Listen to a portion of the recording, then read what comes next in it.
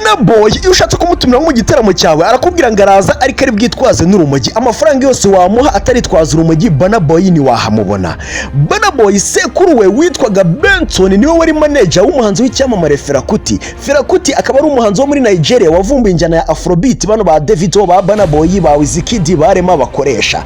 Burna Boy amazina ye bamwise Damini Ebeneruwa Oguru, akaba yaravutse ku itariki 2 z'ukwezi kwa karindwi muri 1991, avukira Port Harcourt muri Nigeria. Ngiye kukubwira ibintu mama wawe, papa wawe, sogokuruza wawe, mukuru wawe, abantu mugenda n'inshuti zawe batize bakubwira ko umuhanzi Burna Boy. Hanyuma unyarukire kuri Instagram umfollowing nitwa Hozaho TV kuri Instagram.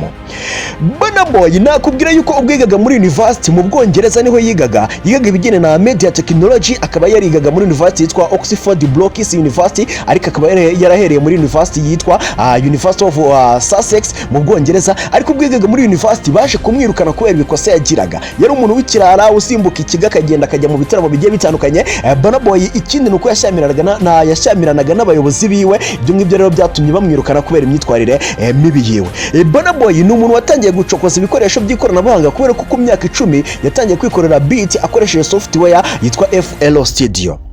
Burna Boy 2012 nibwo yashyize hanze indirimbo yiwe ya mbere, atangira kugenda amenyekana gake muri Nigeria, ayita Like to Party. Hanyuma 2018 none yaje kuba icyamamare birenze ubwo yashyiraga hanze alubumu yiwe yise Outside. Iyo alubumu ikaba yariho rero indirimbo yakunzwe cyane nkaye, iyo ndirimbo mwese murayizi. Burna Boy bitewe n'ukuntu yiyumva yiyita ngo ni African Giant. Ikindi Burna Boy avuga yuko we ataririmba mu njyana ya Afrobeat, ahubwo we akoranga injyana yitwa ngo Afrofusion, ngo niyo njyana yiwe ngo yavumbuye. Burna Boy 2021 Burna Boy yaje gutwara Grammy Award abikesheje alubumu yiwe yise Twice as Tall, ahitamo umuhanzi wa mbere muri Nigeria utwaye iyo Grammy. Ikindi kandi Burna Boy icyo gihe yabaye umuhanzi wa mbere muri Nigeria wabashije kuzuza stade zigiye zitandukanye zo muri USA. Burna Boy niwe muhanzi muri Nigeria wivugira yuko anywa urumogi ku mugaragaro izuba riva, akavuga yuko ngo rumufasha kugira ibitekerezo, ngo ikindi ngo rumufasha ngo kugwa muri beat. Uwo ni Burna Boy.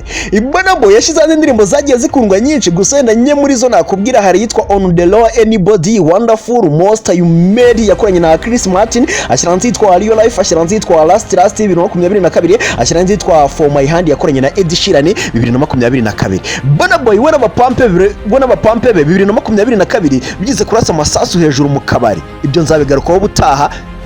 Mu following kuri Instagram ni Hozaho TV, mujye mu following, Facebook Nozo Entertainment mu following, TikTok Nozo TV mu following. Burna Boy nawo ni njyewe nyitsa Hozaho.